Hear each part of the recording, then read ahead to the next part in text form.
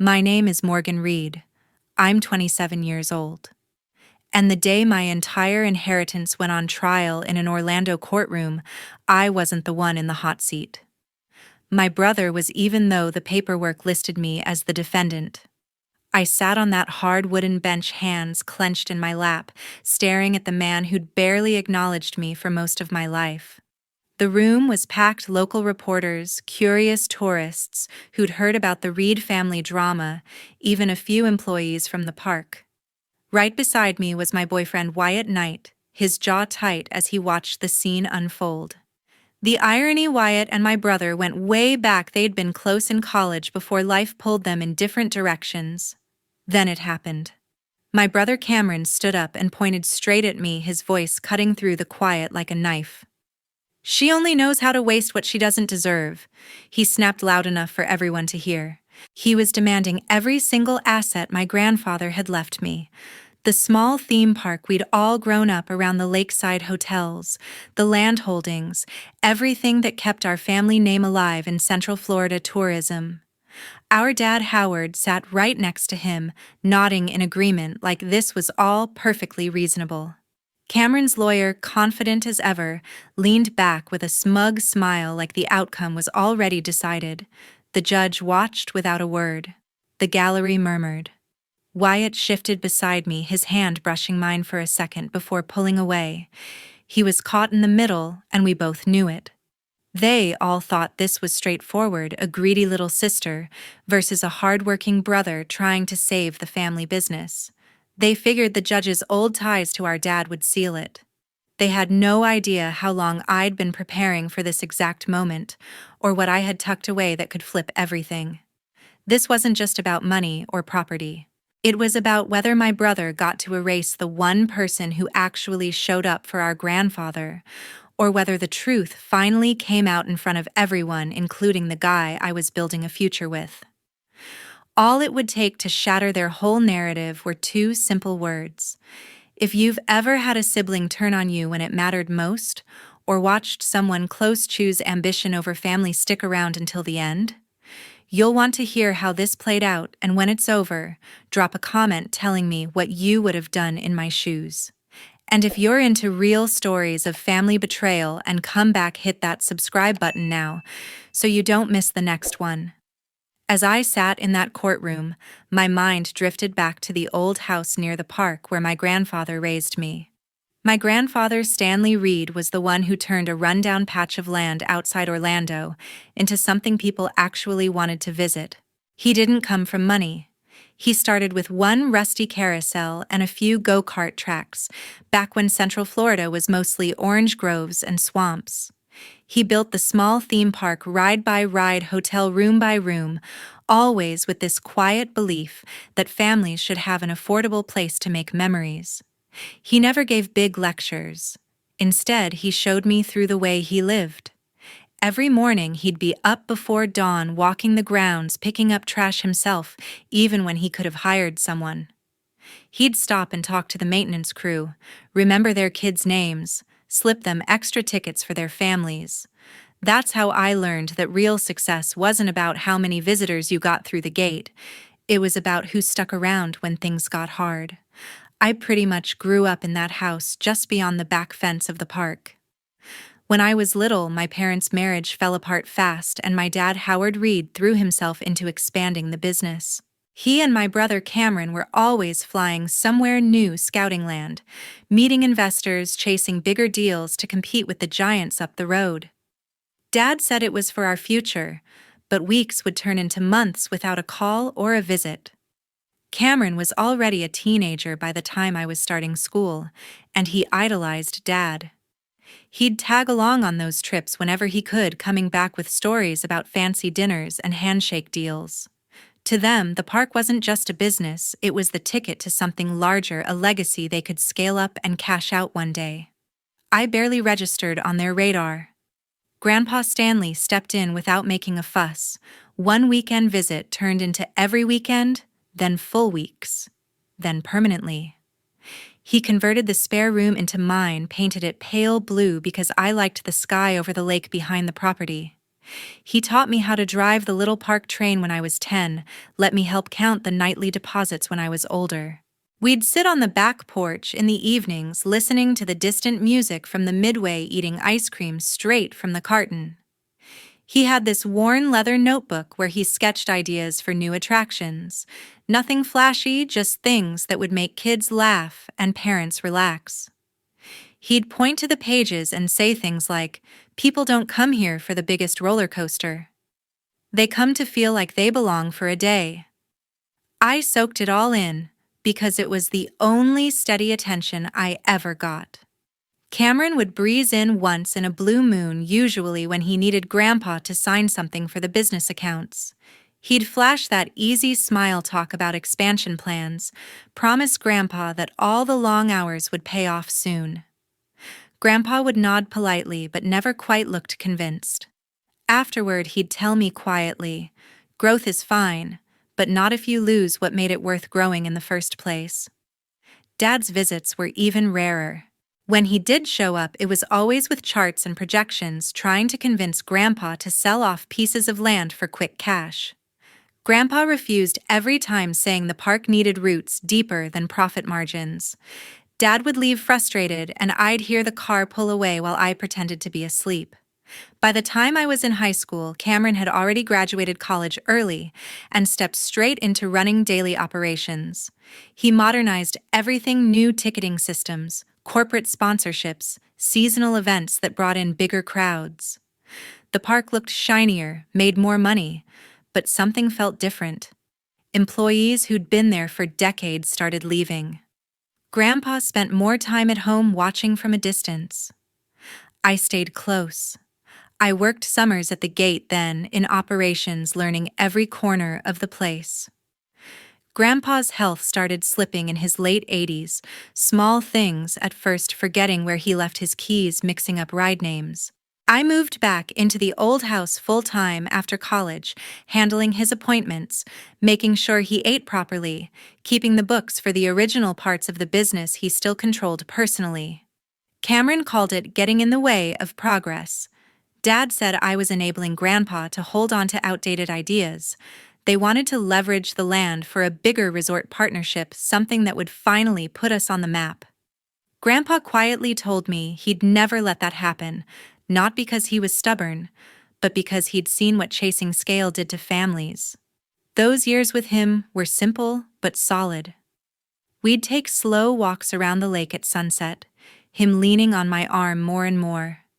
He'd talk about meeting my grandmother at a county fair decades earlier, how she loved the lights on the Ferris wheel. He never complained about being left to raise me alone. He just made sure I knew I was wanted.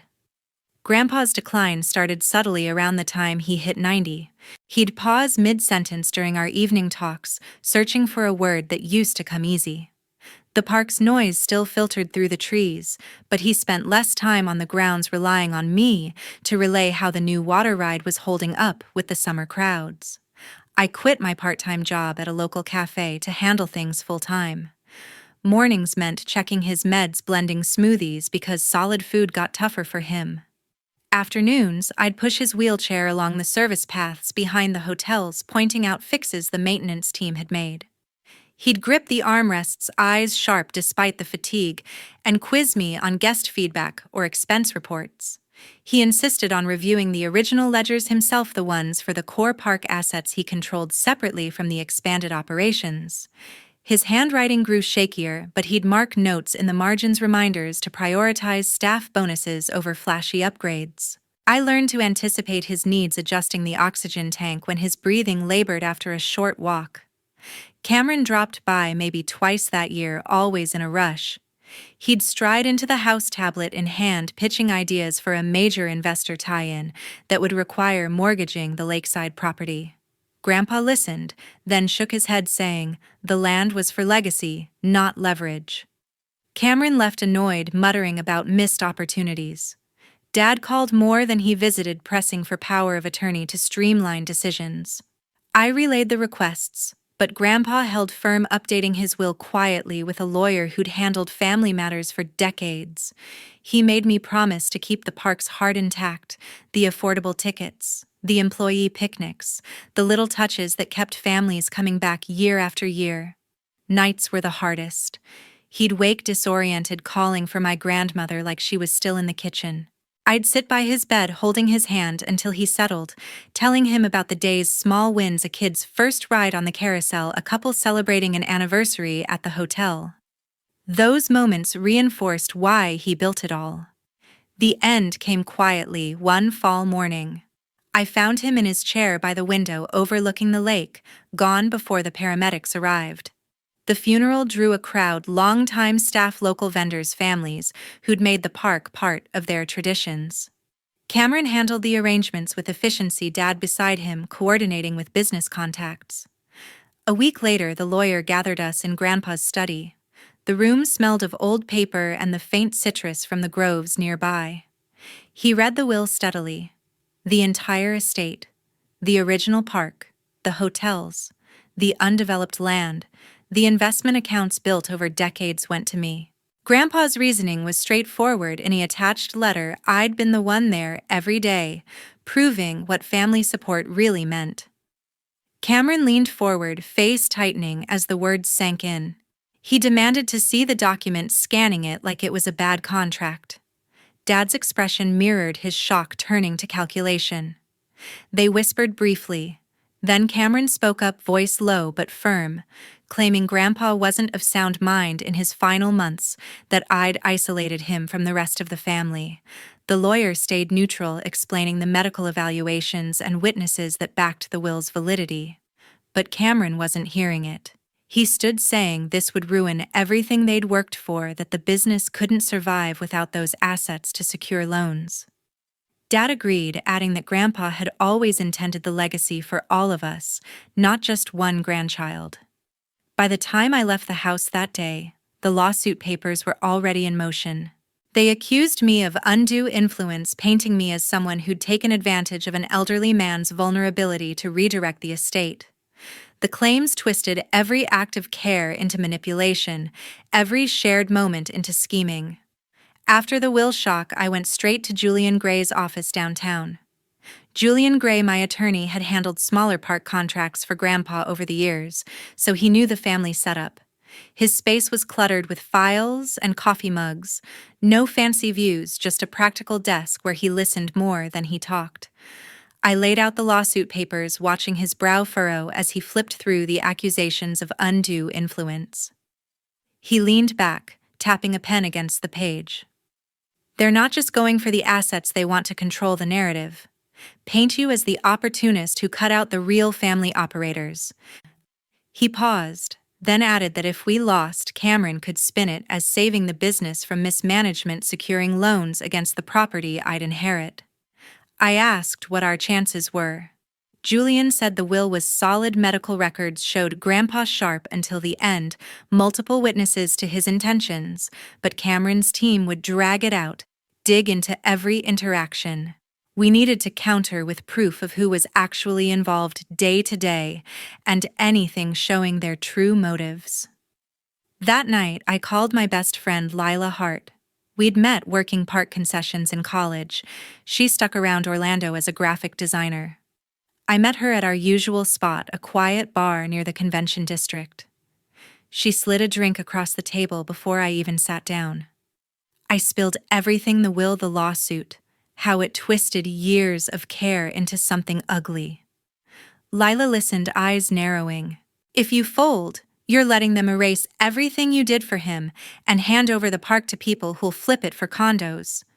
She gripped my arm. Fight this. Show the world what kind of brother banks on a dead man's legacy for a bailout. Her words stuck with me, but the real tension hit when I told Wyatt. My boyfriend Wyatt Knight had reconnected with me a couple years back at an industry mixer. We'd been together ever since, building something steady. The complication: he and Cameron had been tight in college, same fraternity, late-night study sessions, even interned together one summer at a bigger resort chain. I brought it up over dinner at his apartment. The lawsuit papers sat between us like a third person. Wyatt read them slowly, face unreadable. Cameron mentioned expansion troubles last time we grabbed beers, but nothing about contesting the will. He set the pages down. This feels aggressive. Are you sure you want to go public with a family fight? I pushed back. How could I not defend what Grandpa intended?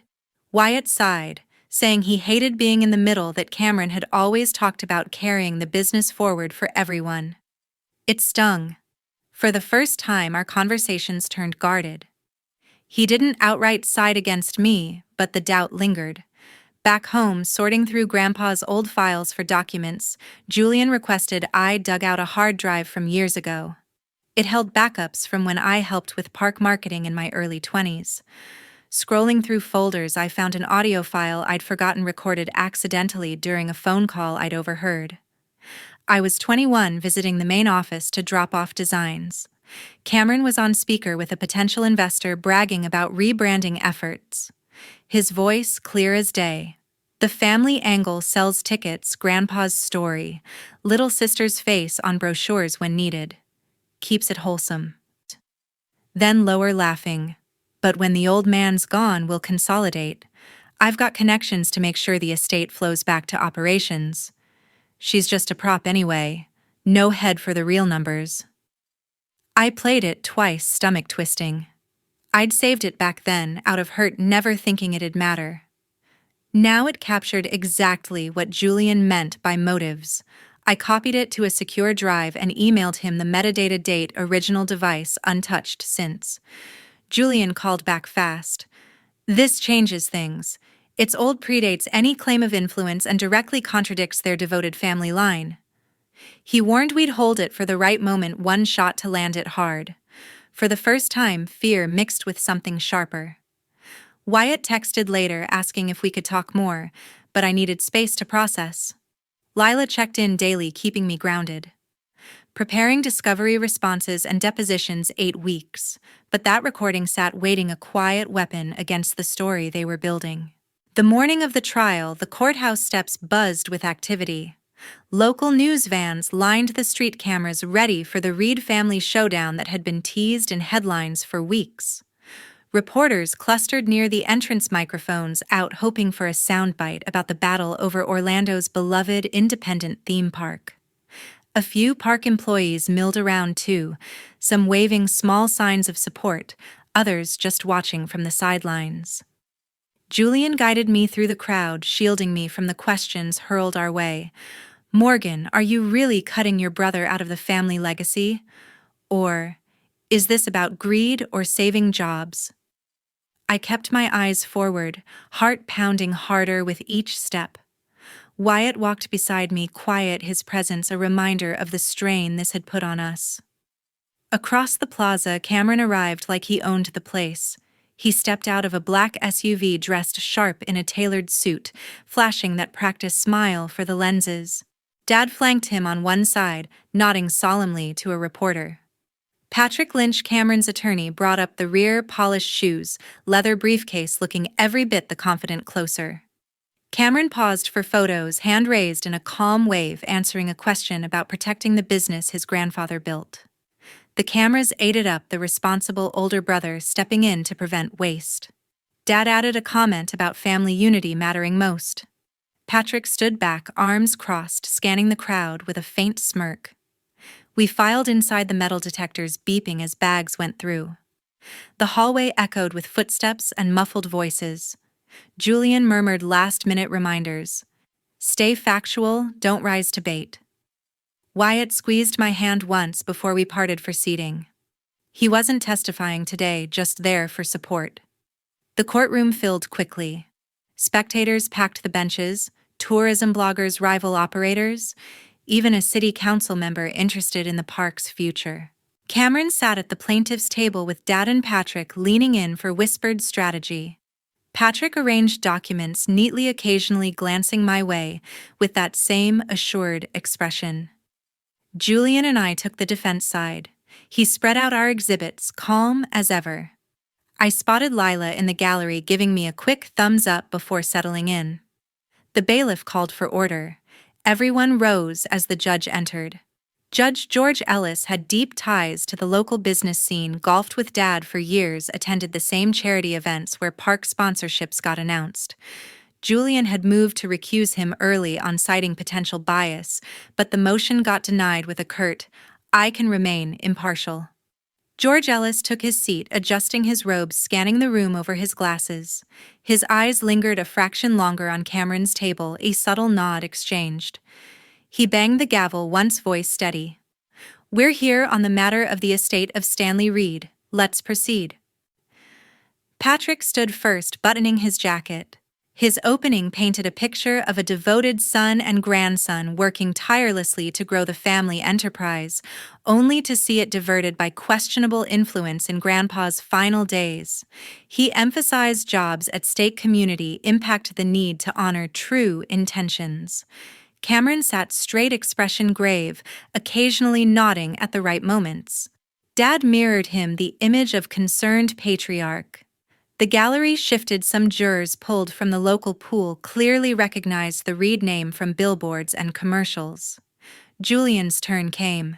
He stayed seated longer, then rose without flourish.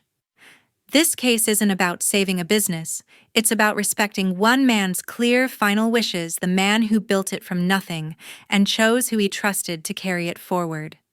No theatrics, just direct." George Ellis listened, face neutral, but his pen tapped slightly when Julian mentioned independent medical assessments. He cleared his throat. "We'll evaluate the evidence presented." As the first witnesses got called, mostly experts on estate law, the air thickened. Patrick objected smoothly on technicalities. Julian countered precisely. Cameron whispered to his team, still composed. I glanced at Wyatt. He met my eyes, tension clear, but he stayed put. The day stretched ahead, every exchange building pressure. When I was called to the stand, the room fell quieter. I swore and sat down and faced the judge directly. Julian started with the basics, my role in the park over the years, living with Grandpa full-time after college. He asked about daily routines during Grandpa's decline, scheduling doctor visits for his heart condition, managing medications, coordinating with staff to keep the original attractions running smoothly. I described handling vendor payments for the carousel restoration, negotiating supplier contracts when costs rose, balancing seasonal staffing so longtime employees kept benefits. Julian showed exhibits, emails with park managers, bank records of deposits. I made calendars marking therapy sessions I drove him to. Patrick cross-examined hard. He suggested I exaggerated involvement, that Cameron oversaw major decisions remotely. I countered with specifics, approving the new lighting for the Midway, vetoing a sponsor deal that would have changed the park's affordable vibe.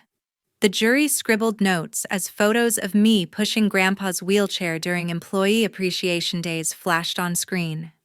Julian asked why Grandpa trusted me with operations. I said he valued consistency, someone who prioritized guest experience over expansion metrics. Patrick objected to hearsay, but the judge allowed it after brief argument. Whispers rippled through the gallery.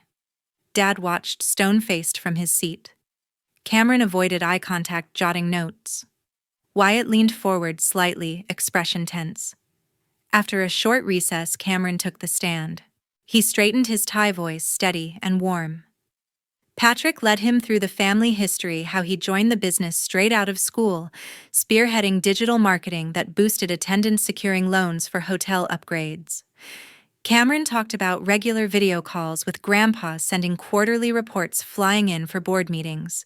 He claimed we all collaborated, me on-site, him strategically. The park thrived because we worked as a unit, he said, smiling sincerely. Grandpa always said the legacy belonged to everyone who contributed. He painted visits I barely remembered, bringing Grandpa printouts of revenue growth, discussing future plans over coffee. Patrick introduced emails, mostly brief replies from Grandpa interpreted as enthusiastic approval. Julian's cross was calm. He asked about actual time logged at the property in Grandpa's final years. Cameron admitted schedules kept him traveling, but insisted remote oversight counted.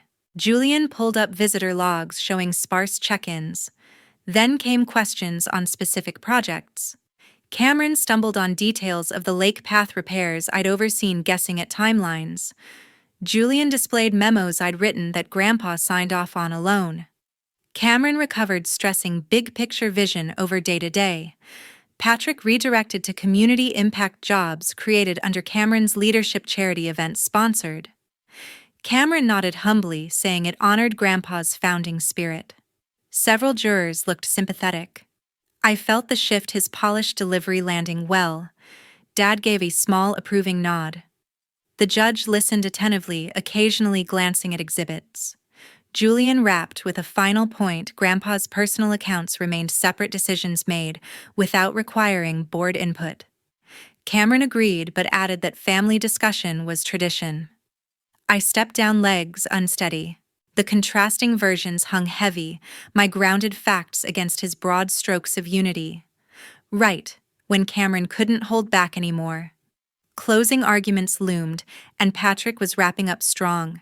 He paced slowly, voice rising on points about responsibility and legacy, gesturing toward Cameron as the steady hand the business needed. Dad sat tall, arms folded, projecting quiet agreement.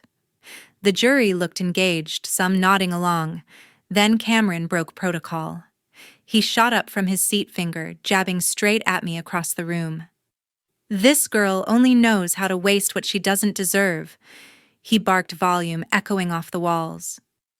"If the court hands her everything, it'll be squandered in months, flashed on parties or bad investments while the park goes under."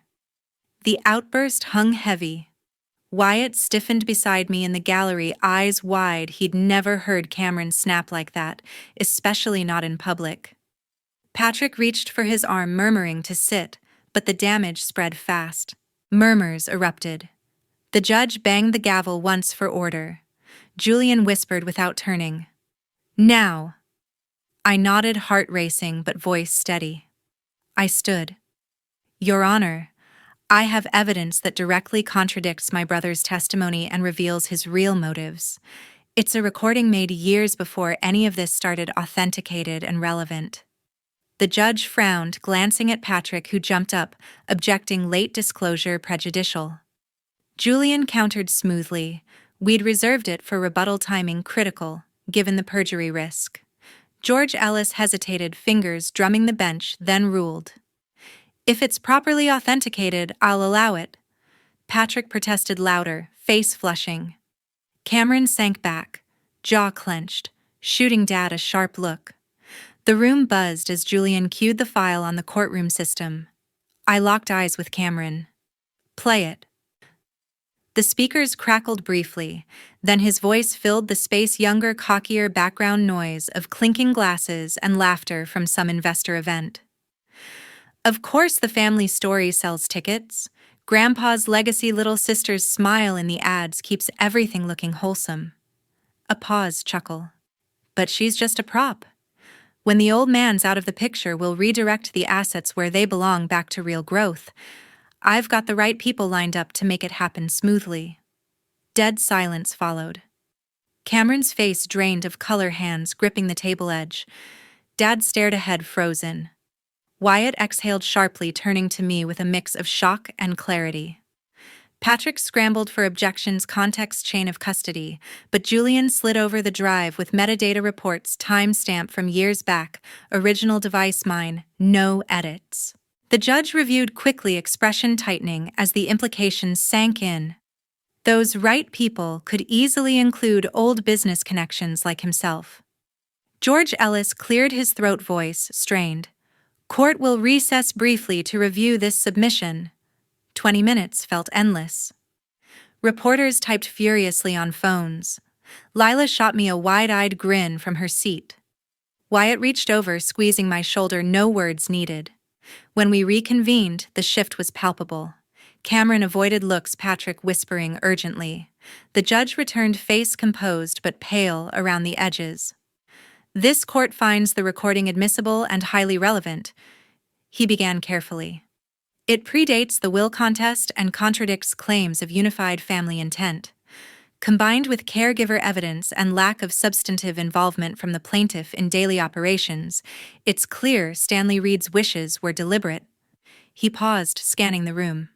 "The challenge to the will is denied in full. Morgan Reid is confirmed as sole heir to the estate as written." Patrick half rose, but the judge continued. Given inconsistencies in testimony, transcripts will be forwarded for potential review by the state bar and relevant oversight bodies. Cameron slumped slightly. Dad turned away, rubbing his temple. The gavel fell final. Relief hit, but not triumph yet. As the courtroom emptied, Wyatt pulled me close, murmuring he'd been wrong to doubt. I nodded, eyes on Cameron, gathering papers with shaking hands. The mask was off for everyone to see. A court clerk leaked a clean audio clip to a local reporter before the day ended. By evening, it hit social media, shortened with subtitles, Cameron's voice calling me a prop, bragging about redirecting assets. Tourism forums exploded. Visitors who'd grown up with the park shared disappointment. National outlets picked it up next morning, framing it as corporate greed versus family loyalty. Partners pulled back almost immediately. A major vendor chain canceled seasonal contracts, citing reputational concerns. 2 hotel franchise deals fell through. Investors no longer wanted association with the controversy. The park's online bookings dipped sharply. Families chose competitors for upcoming vacations. Cameron tried damage control, a vague statement about context and privacy, promises of transparency. It backfired. Sponsors demanded audits. State regulators opened inquiries into potential fiduciary breaches during his tenure, questions about loans secured against assets he didn't fully control. His marriage unraveled publicly. His wife filed within weeks papers citing irreconcilable differences amid the scandal. Tabloids ran photos of separate outings. Assets got divided quietly while the business bled. Dad distanced himself, retreating to a condo upstate, avoiding calls. Cameron reached out once through a mutual contact, asking to meet, talk things over for the company's sake. I declined. No more chances to rewrite what happened. I blocked both numbers, changed locks on Grandpa's old house, updated park security protocols. From that point, they were no longer family, just people who'd chosen ambition over presence. With full control, I focused forward. First came practical fixes, paying down debts. Grandpa avoided upgrading aging rides without over-leveraging land. I restored original landscaping around the lake, brought back free employee family days he'd loved. Part of the funds went to renovations, better shading over queues, accessible paths, updated midway games that kept the affordable feel. Attendance stabilized, then grew steadily as word spread about the changes. I set up a scholarship program in Grandpa's name, grants for kids raised by grandparents, covering college or trade school. The first recipients were local teens who'd spent summers at the park like I had. Wyatt and I grew closer through it all. He admitted the recording forced him to see Cameron, clearly apologized for wavering early on. Lila helped launch community events that brought steady crowds without corporate overreach.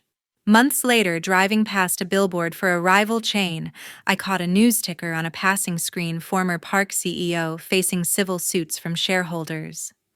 Cameron's name flashed briefly, no entourage, no smile. I didn't linger. The real inheritance wasn't just property.